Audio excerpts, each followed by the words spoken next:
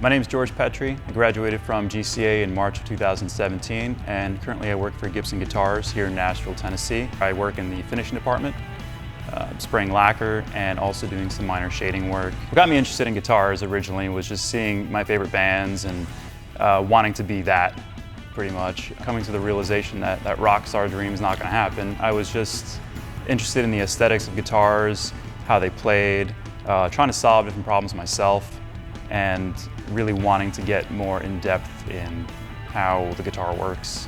Moved down to Nashville for work. I was working at an investment bank and wasn't really happy with what I was doing. I had heard that the Guitar Craft Academy was opening up here in Nashville, got excited. I mean, I knew that this is what I wanted to do as a career, so I took all the necessary steps, learning as much as I could while I was here, learning from high-level instructors that have been in the industry for years, if not decades. They definitely lay down a great foundation that you're probably not going to find anywhere else. I graduated in March 2017. It was about a week later, I had a job at MIRC in Franklin, Tennessee. Worked on over 1,000 guitars in my time there, so I definitely picked up a lot of experience, and it definitely gave me a lot of confidence going into Gibson. Well, at Gibson, it's a pretty high-paced, high-volume guitar manufacturer. It's one of the largest guitar manufacturers in the country. We spray about 300 guitars a day. All electrics, basses, lots of Les Pauls, Explorers, Flying Vs.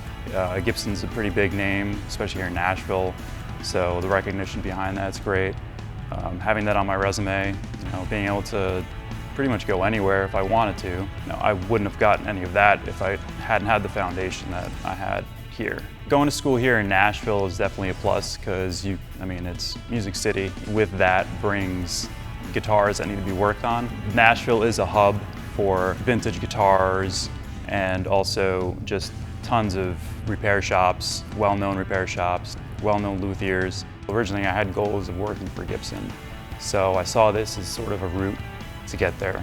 It completely worked for me. Here I am now working for Gibson, and I'm doing exactly what I want to do.